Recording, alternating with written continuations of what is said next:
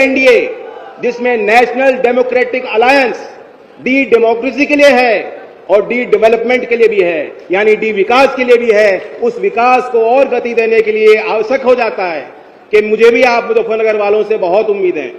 आज टकटकी लगाए आप यहां बैठे हो, जब कोई अवसर होता है तो मांगते हो कि नहीं मांगते हो, खुल के मांगते भी हो मुझसे। हमारा उसी प्रकार का एक रिश्ता है। आपका मुख्यमंत्री जी पे भी अधिकार है और हम लोगों का भी कुछ आप पे अधिकार है।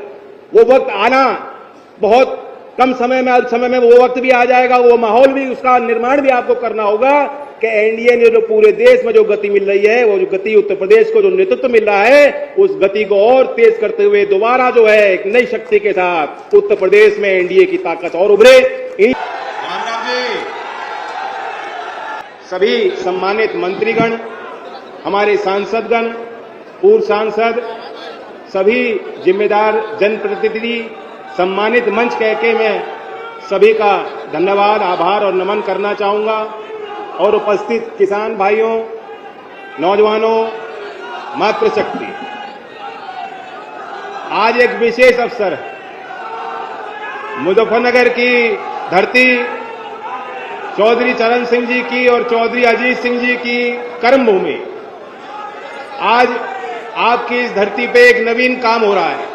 मैं बधाई देता हूं उत्तर प्रदेश सरकार में हमारे मंत्री कपिल देव अग्रवाल जी को, जिनके नेतृत्व में ये काम हो रहा है। कुशल संचालन उनका हमारे इस मंत्रालय को, महत्वपूर्ण मंत्रालय विभाग को मिल रहा है।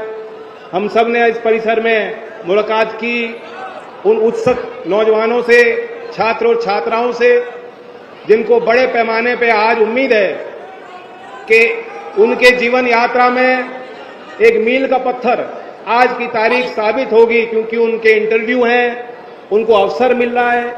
वही नौजवान जो मुजफ्फरनगर के गांव के किसी दूर दराज के क्षेत्र में एक गरीब घर में पैदा होके जब वो दिल्ली के बड़े राजनीतिक और व्यवसायिक गलियारों में जाते थे, वही नौजवान जो महसूस करते थे कि उनके लिए ताले लगे हुए हैं, आज उनके ताले की चाबी उनके हाथ में थमाकर यहां पर उनको निमंत्रण दिया गया है। मैं उनको आभार व्यक्त करता हूं, बधाई देना चाहता हूं, शुभकामनाएं देता हूं। संत कबीरदास जी ने कहा था कि तिनका कबू न निंदिए जो पावन तर होए, कबू उड़े आंखें पड़े तो पीर घनेरी हो। यानी किसी भी चीज को आप छोटा और तुच्छ और अब से कमजोर समझोगे और आंकोगे तो आगे कष्ट होगा। हमारी सरकार भी इसी सिद्धांत पे चल रही है, सामंतवाद के खिलाफ, और समान अवसर सबको मिले, सबके प्रयास और पुरुषार्थ का सम्मान हो, संवैधानिक मूल्यों की रक्षा हो। यही एक मूल सिद्धांत हमारी भारत सरकार और एनडीए की सभी तमाम राज्यों में संचालित सरकारों का है। और ये उसका परिणाम है कि जो किसानी करने वाले लोग समझते हैं, जो गांव में मजदूरी करते हैं, वो लोग समझते हैं कि आपकी मेहनत के खून और पसीने की कमाई सुनिश्चित हो, सुरक्षित हो, इसके लिए भी यहां उत्तर प्रदेश की सरकार लगातार काम कर रही है। मैं बधाई देना चाहता हूं। मंत्री जी ने अभी कहा 400 की बात कही, 400 की बात नहीं थी, बात तो 400 पार की थी, और 400 पार आपने करके बड़ा काम, बड़ा उपकार दिया।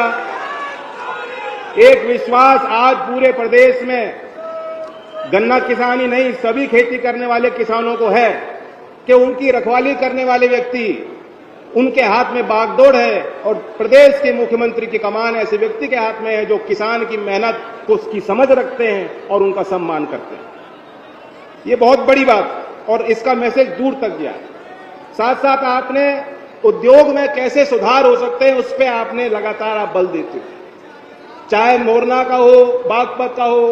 हमारी जो शक्ति है, क्षमता है कि जो पैदावार गन्ने की खेत में हो रही है वो मिल तक पहुंचे, उसका प्रोसेसिंग हो और उचित मूल्य किसान को मिले।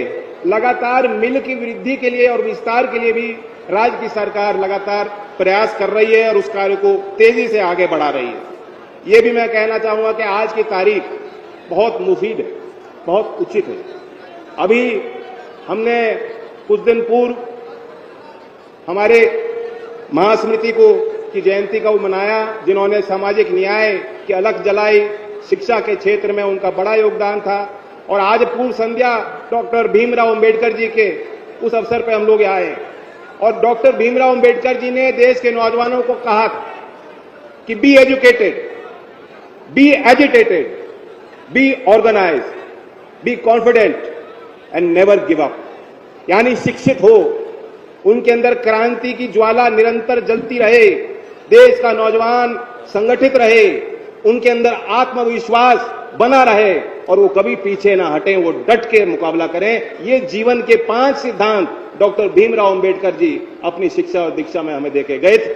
और उसी युवा शक्ति के निर्माण के लिए आज ये कार्यक्रम यहां आयोजित है। मैं धन्यवाद देता हूं कि लगातार जो राज्य की सरकार है और जो केंद्र की सरकार युवाओं पे ध्यान दे रही है, उस कार्यक्रम को आगे बढ़ा रही है।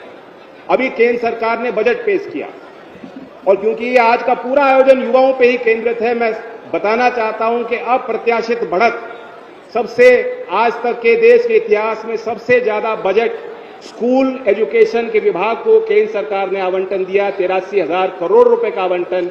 मैं धन्यवाद देना चाहता हूं प्रधानमंत्री जी की विजन के कारण ये जो है आवंटन बढ़ रहा है और ये एक निवेश नहीं, एक नौजवानों पे विश्वास है। कौशल विकास मंत्रालय का बजट, केंद्र सरकार के बजट में इस साल में 63% की वृद्धि कौशल विकास मंत्रालय के बजट में की गई है। और उसी दिशा में हम उत्तर प्रदेश को देखें, क्योंकि बजट सत्र उत्तर प्रदेश के राज्य सरकार ने अभी संपन्न किया। 9 लाख करोड़ का बजट, 9 लाख करोड़ से ज्यादा का बजट शायद आपने यहां पेश किया है।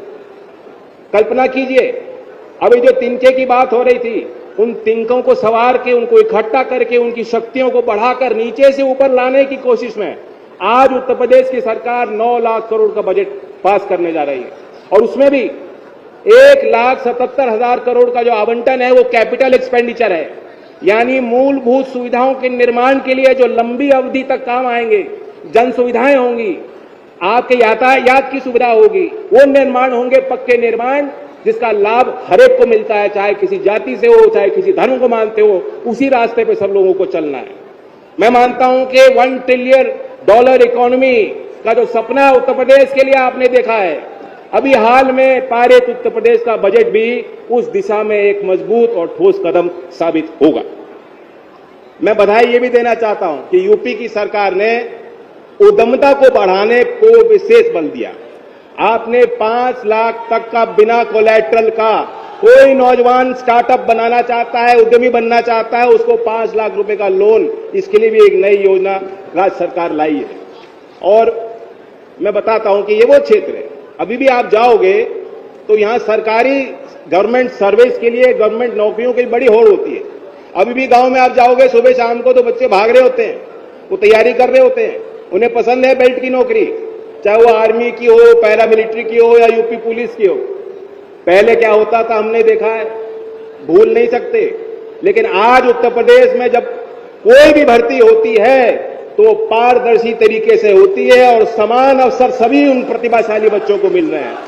उसके लिए भी मन से मैं बधाई देना चाहता हूं। ये बड़ा परिवर्तन है। आज ये वो क्षेत्र है जहां एक एक गांव में सैकड़ों की तादाद में बच्चों को नौकरियां मिल रही हैं। लेकिन सिर्फ सरकारी नौकरी से काम नहीं होगा। आपको ये बताना चाहता हूं, मैसेज देना चाहता हूं, इसलिए कौशल विकास जरूरी है, इसलिए आप अपनी शिक्षा पे बल दीजिए और इसलिए उद्यमता के क्षेत्र में जो भारत सरकार की और राज्य सरकार के प्रयास हैं, ये बेहद महत्वपूर्ण है और आवश्यक। 2014 में देश में मात्र 150 पे स्टार्टअप नहीं थे, 150 स्टार्टअप नहीं थे 2014 में। स्टार्टअप की कोई नीति नहीं थी, स्टार्टअप क्या होता है किसी को मालूम नहीं था। अब डीपीआईटी के आंकड़े बताते हैं कि 2 लाख से ज्यादा पंजीकृत स्टार्टअप देश में बन चुके हैं।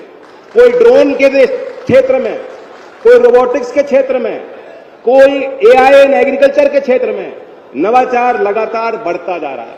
और ये तब संभव हुआ जब यूपी की संभावनाएं, वो दरवाजे जो बंद होते थे वो दरवाजे खोले गए। ये एक ठोस व्यापक नीति का परिणाम है और मैं उसके आंकड़े बताना चाहूंगा। 1 वर्ष में अगर आप कारखानों की बात करोगे कि कितने कारखाने होते थे, कितने हो गए, 32,000 फैक्ट्रियां पंजीकृत हैं उत्तर प्रदेश में। 1 वर्ष में 17% की उसमें उछाल उस आंकड़े में आया। पेटेंट फाइलिंग, जो पेटेंट फाइलिंग एक बुनियाद होती है कि आपका जो विचार है, जो नवाचार है, उसे सुरक्षित रखना चाहते हो, उसको आप मंडी में ले जाना चाहते हो तो सबसे पहले आपको पेटेंट फाइल करना होगा। उत्तर प्रदेश में पहले हमारे होनहार छात्र छात्राओं के लिए रास्ते बंद होते थे, उनको पता नहीं होता था पेटेंट कैसे फाइल करना है। आज विश्वविद्यालय जो है बढ़ चढ़कर उसमें अपना बड़ी भूमिका निभा रहे हैं।